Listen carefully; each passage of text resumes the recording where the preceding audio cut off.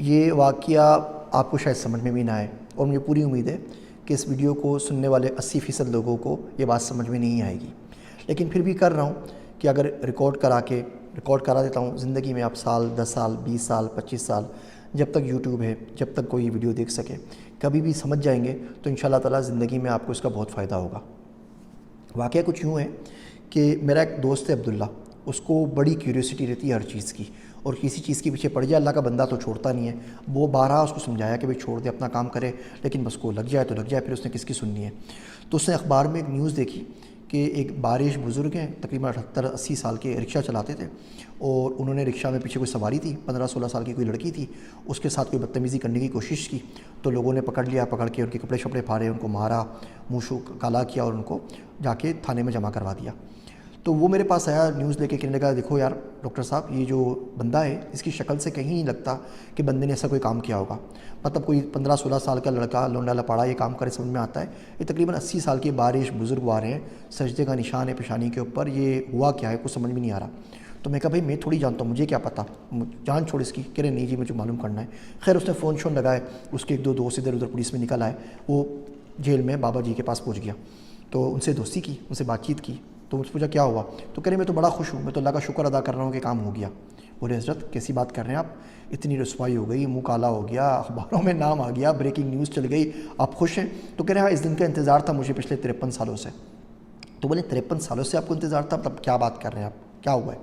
تو کہنے لگے کہ جی میں لڑکا سا تھا، ہم لوگ پشاور کے ایک نوائی گاؤں میں رہتے تھے، میرے باپ کے پاس کہیں سے پیسہ آیا تو انہوں نے ہمارا گھر بڑا بنا دیا، تو ہمارا 2 منزلہ گھر ہو گیا، اور آس پاس میں جتنے بھی گھر تھے وہ سب 1 منزلہ۔ میری عمر کوئی زیادہ نہیں تھی، 18 19 20 21 سال کی میری عمر تھی، وہ اس قسم کی عمر ہوتی ہے شرارتوں کی۔ تو میرا محبوب مشغلہ بن گیا کہ میں چھتوں پہ چڑھ کے باقی لوگوں کے گھر میں جھانکتا تھا۔ اب سب غریب لوگ تھے تو وہ ایک کمرے کے اوپر چھت ڈال دیتے تھے، باقی بڑا سارا صحن ہوتا، واش روم ہوتا، تو اس پہ کوئی چھت نہیں ہوتی تھی، بس میں لوگوں کو دیکھتا رہتا تھا کہ وہاں پہ کسی طرح دیکھوں۔ کچھ عرصے بعد ہمارے محلے میں گھر کے سامنے کوئی نئے لوگ آئے، تو اس میں ایک بچی آئی، تو اس کی آنکھیں بڑی اچھی تھیں۔ اب میں آنکھیں دیکھ کے بالکل اس کے اوپر، وہ عمر بھی ایسی تھی، بالکل فریفتہ ہو گیا کہ کیا خوبصورت ہوگی، لیکن وہ بچی جو تھی پورا کا پورا وہ برقع کرتی تھی، نقاب لیتی تھی، ہاتھ میں دستانے، پاؤں میں بھی موزے، تو کچھ بھی نظر نہیں آتا تھا، تو مجھے بڑی تمنا تھی۔ خیر ایک دن میں چھت پہ چڑھا تو دیکھا کہ وہ سامنے صحن کے اندر ٹہل رہی ہے۔ اب میری تو لاٹری لگ گئی کہ جی یہاں تو میں نے اس کے زندگی میں کبھی ناخن بھی نہیں دیکھا، آج یہ ساری کی ساری میرے سامنے موجود ہے۔ تو کہنے لگا میں آرام سے اس کو دیکھتا رہا، ایک دم سے اچانک اس کی نظر میرے پہ پڑ گئی، تو بالکل وہ بیچاری شرم کے ہمارے پتھر کی بن گئی، اس سے کچھ نہیں بولا، لیکن میں اس کی آنکھ میں موٹے موٹے آنسو دیکھے۔ اب پتہ نہیں اس کی آنکھ میں کیا بات تھی کہ مجھے بہت گھبراہٹ ہوئی، تو میں بھاگ کے نیچے اپنے گھر کے اندر آ گیا، اور مجھے بخار چڑھ گیا۔ 4 دن تک میں بخار میں تپتا رہا۔ 4 دن کے بعد جب میں واپس اٹھا، لوگوں سے پوچھا آس پاس میں، پتہ چلا کہ وہ لوگ کرایہ دار تھے اور مکان چھوڑ کے کہیں چلے گئے۔ اس دن کے بعد سے مجھے لڑکی نہیں ملی، لیکن میرے دل میں ڈر بیٹھ گیا کہ اس بندی نے مجھے خاموش بددعا دی ہے، اور یہ ایک نہ ایک دن اپنا اثر ضرور دکھائے گی۔ اس دن سے میری زندگی چینج ہو گئی، میں نے ساری الٹی سیدھی حرکتوں سے توبہ کی، نماز کا صوم صلات کا پابند ہو گیا، اچھی طریقے سے زندگی گزاری، پڑھا لکھا، جاب کی، شادی ہوئی، بچے ہوئے، بچے بڑے ہو گئے، سب کچھ اپنے گھروں پہ چلے گئے۔ پھر میں نے رکشہ چلانا شروع کر دیا۔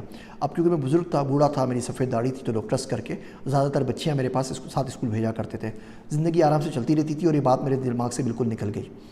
پھر ایک دن اچانک کیا ہوا کہ یہ لڑکی آئی، یہ بھی کوئی 15-16 سال کی بچی تھی، 9ویں کلاس کی، لیکن پتہ نہیں جب یہ رکشہ میں آ کے بیٹھتی، میں بیک مرر میں اس کو ضرور دیکھتا، اور میں خود اپنے آپ پہ کنٹرول نہیں کر پاتا۔ تو ایک دن میں اسی طرح لے کے جا رہا تھا اس کو، اس کی ساتھ والی سہیلیاں نہیں آئی، اکیلی تھی، تو میں نے راستے میں رکشہ روک دیا۔ اس سے پہلے میں کچھ کرتا، لڑکی نے شاید گھر میں شکایت کر دی ہوگی کہ مجھ پہ آواز مارتا ہے یا مجھے پیچھے سے دیکھتا ہے، تو اس کے رشتہ دار وغیرہ آ گئے، انہوں نے مجھے پکڑا، اور میں اس طریقے سے جیل میں آ گیا۔ تو کہہ رہے ہیں یہ بددعا تھی جو 53 سال پہلے میری طرف چلی تھی، لگی نہیں تھی، اور اس کا 53 سال سے میں انتظار کر رہا تھا، اور اگر اب یہ نہیں لگتی تو آخرت میں میرے ساتھ بہت برا ہوتا۔ تو میں تو اللہ کا شکر ادا کر رہا ہوں، جو کچھ ہونا تھا یہاں پر ہو گیا، اب کم سے کم سکون سے مر سکوں گا۔ اگر آپ غور سے دیکھیں تو ہمارے معاشرے میں یہ بہت ساری خاموش بددعائیں ہم روز کے حساب سے سمیٹ رہے ہوتے ہیں۔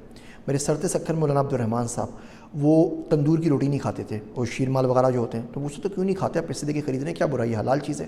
وہ بولتے ہیں بالکل ٹھیک ہے، لیکن انہوں نے شوکیس میں رکھی ہوئی ہوتی ہیں، اور آس پاس چلتے ہوئے لوگ اس کو دیکھ رہے ہوتے ہیں۔ کتنے غریب لوگ ہوں گے جو بھوکے ہوں گے، جو حسرت سے اس کو دیکھتے ہوں گے روٹیوں کو اور شیر مال کو، اور خریدنے کی سکت نہیں رکھتے ہوں گے۔